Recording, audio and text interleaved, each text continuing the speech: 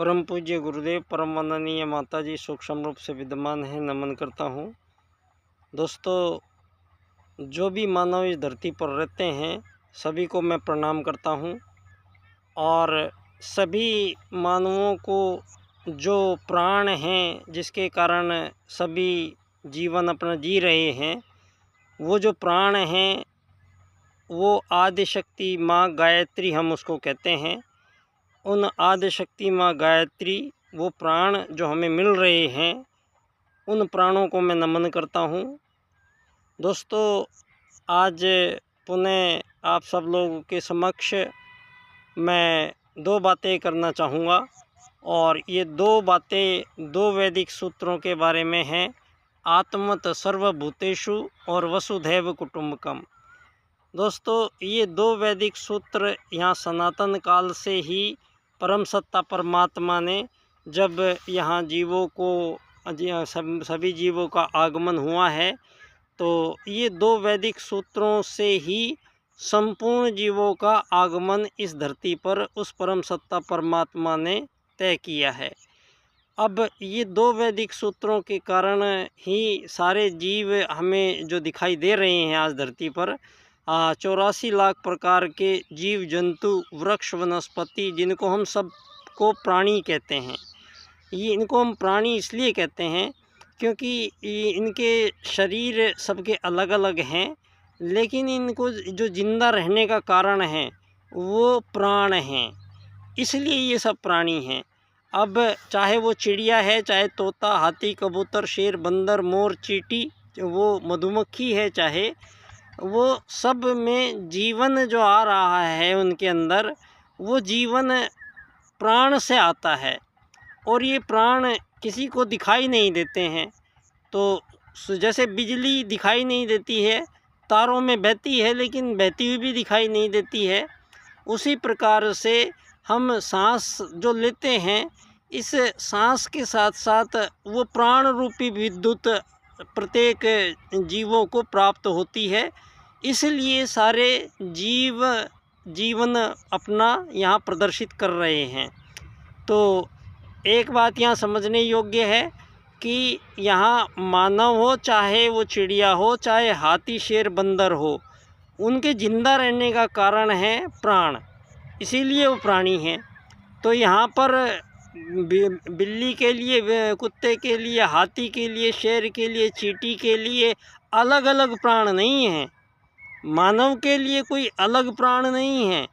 ये जो प्राण हैं ये सबके अंदर एक ही प्राण हैं, इसीलिए सबको प्राणी कहते हैं। तो यहाँ पर एक बहुत बड़ा सवाल आपका हल होता है, जो आज मानव वर्सेस मानव का पैटर्न चल रहा है और मानव के विरुद्ध ही मानव धरती पर आज सारी दुनिया में युद्ध, शोषण, वध, हत्याओं के लंबे हजारों साल के इस एक पैटर्न में फंसा हुआ है और इस पैटर्न का कोई भी इलाज किसी भी देश के पास नहीं है। कारण हमें समझना पड़ेगा। हमें ये सब चीज़ समझने के लिए ये जानना ज़रूरी है कि ये जो मानव के बीच आज विभेद पैदा हुए हैं, ये विभेद कुछ शब्दावलियों का धरती पर पिछले 2500 वर्षों में मानव ने प्रयोग करना शुरू किया है। 2500 साल से पहले कुछ शब्द कभी थे ही नहीं और ये शब्द मानवों ने नए बनाए हैं और इन शब्दों के अनुसार मानव के जीवनों की दिशाएं तय की गई है। इसी कारण सारी दुनिया में मानव जाति मानव वर्सेस मानव के पैटर्न पर चलती हुई मानव वर्सेस मानव के पैटर्न के अनुसार आज सारी दुनिया में मानव ही मानव के विरुद्ध खड़ा है। मानव ही मानव से अपना स्वार्थ पूरा कर रहा है। मानव ही मानव के साथ छल, शोषण, कपट कर रहा है। मानव ही मानव की हत्या कर रहा है और मानवों के गले काटे जा रहे हैं और मानवों के ऊपर बम बरसाए जा रहे हैं, युद्ध लड़े जा रहे हैं धरती पर। तो आज ये जो परिस्थितियां बनी हैं, आज मैं इन परिस्थितियों के बनने के जो मूल कारण हैं, उन कारणों का निवारण भी कर दिया गया है यहाँ, उसकी भी मैं आपसे चर्चा करूँगा। तो यहाँ पर पहले हम चर्चा करते हैं कि मानवों के पैटर्न को चेंज किया गया है। चेंज कैसे किया गया है? यहाँ पर प्रथम मानव आगमन काल के संबंध में, मानव के धरती पर आने के संबंध में, यहाँ इन विज्ञान जगत को आधार बनाते हुए और पिछले कुछ 100 सालों में यहाँ एक निश्चित प्रकार के इतिहास लेखन का कार्य और मानव के एक विशेष प्रकार से मानव को इम्प्लीमेंट्स कुछ बातों का यहाँ पर किया गया है। और यहाँ पर मानवों को ये बताया गया है कि मानव का धरती पर जो आगमन हुआ है वो मछली बंदर से होते हुए एक ऐसी प्रोसेस चली कि बंदर मानव बन गए।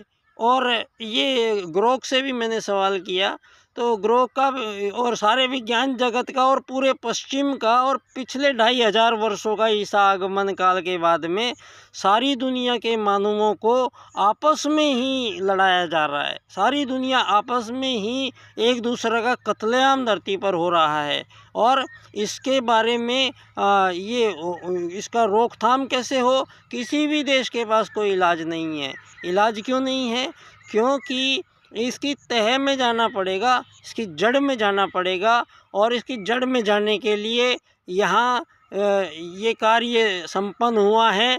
2 दिव्य आत्माएं, देव आत्माएं इस आपके इन युद्धों काल में ही पिछली इस शताब्दी में यहाँ इस भारत भूमि में 2 ऐसे देव मानव इस धरती पर आए जो दोनों ने एक वैदिक सूत्रों का उन्होंने अनुसंधान किया और दोनों ने अपने अपने एक सूत्र को पकड़कर और अनुसंधान के बाद यहाँ पर ये घोषणा की गई कि सारी दुनिया में जो भी आज परिस्थितियाँ हैं इनको बदला जा सकता है। और मानव के बीच में जो ये युद्ध, शोषण, वध, हत्याएं चल रही हैं, सारे संसार से इन सब को बंद किया जा सकता है। और इस धरती पर जो मानव वर्सेस मानव का पैटर्न है, इसको चेंज करके मानव के लिए मानव पैटर्न जो प्रारंभ काल से चला था, उसी पैटर्न पर पुनः मानव जाति को लौटाया जा सकता है। और ये कार्य परम पूज्य गुरुदेव पंडित श्री राम शर्मा आचार्य जी, जो इस धरती पर आते ही युग परिवर्तन का उद्घोष इस मानव जाति के बीच में करते हैं। और युग परिवर्तन का जो शब्द है, इस शब्द को कोई मानव बोल नहीं सकता है।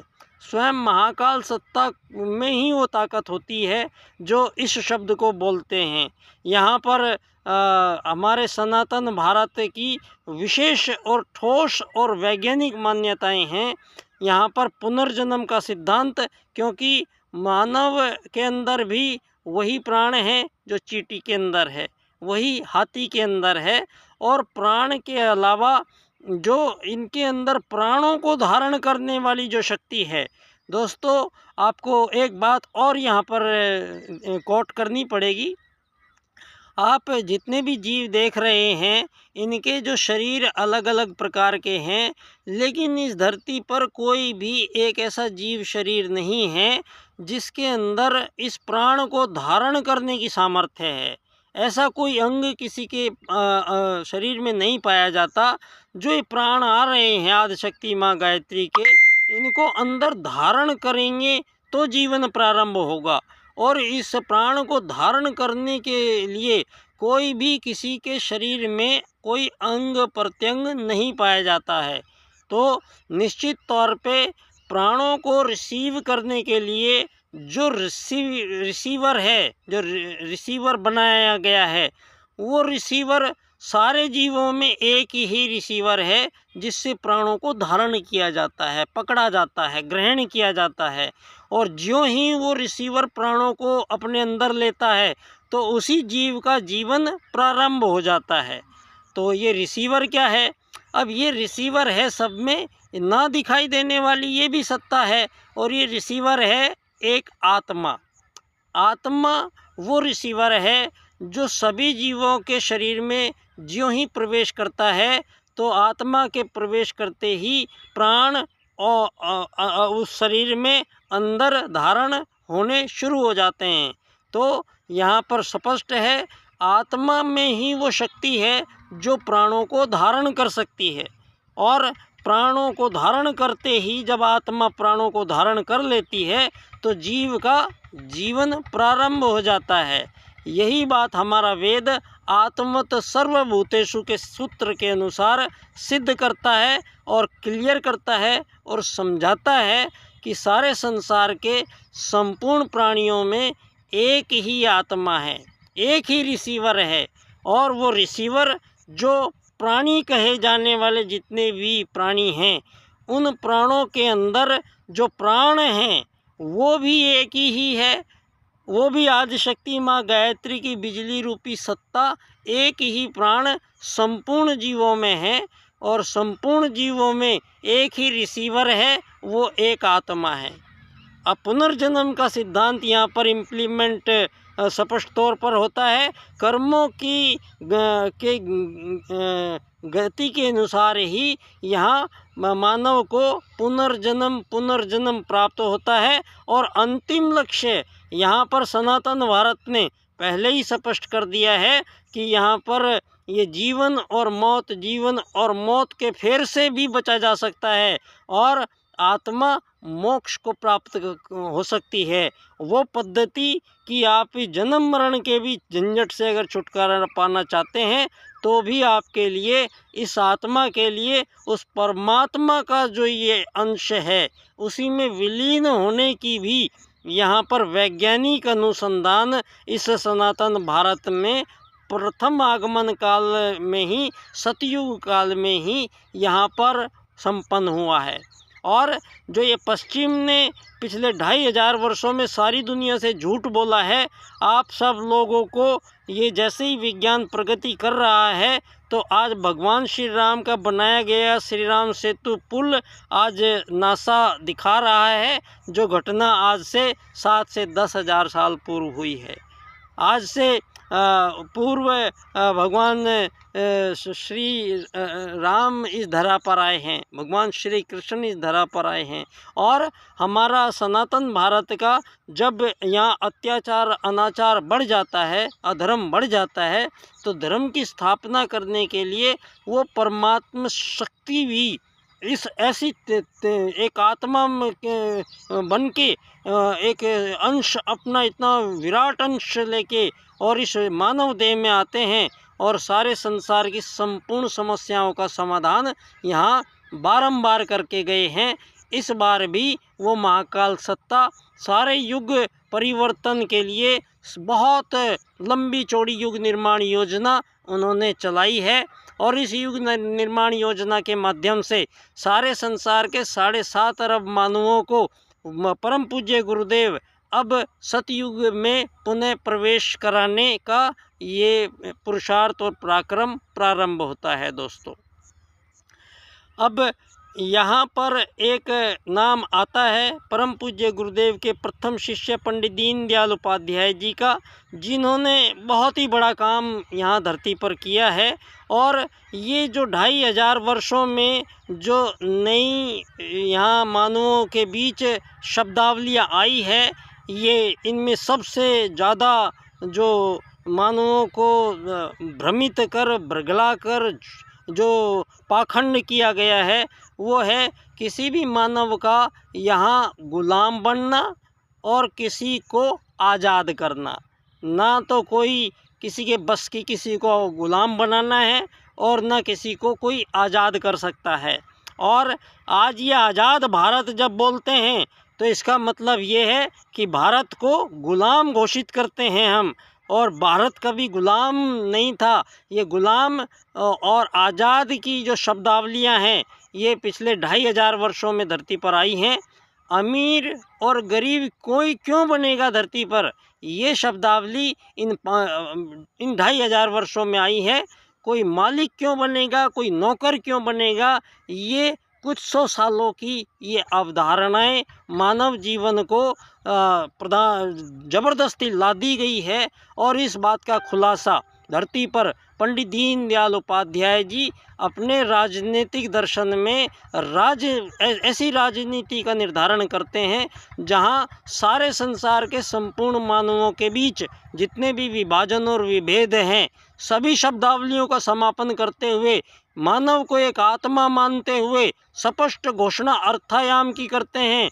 न किसी के पास धन की कमी होगी और न धन की अधिकता किसी के पास होगी। एक ऐसी दुनिया अर्थायाम से, एकात्मवाद से और आर्थिक लोकतंत्र से जहां धरती पर ना कोई बेरोजगार होगा और ना किसी को रोजगारों की ज़रूरत पड़ेगी। एक ऐसी व्यवस्था, ना कोई अमीर, ना गरीब, ना मालिक, ना कोई नौकर, यहाँ पर सभी मानव एक आत्मा है। एक आत्मा को, धरती का मानव को एक यात्री मानते हुए पंडित दीनदयाल उपाध्याय जी प्रत्येक मानव को धरती का केवल एक यात्री मानते हैं।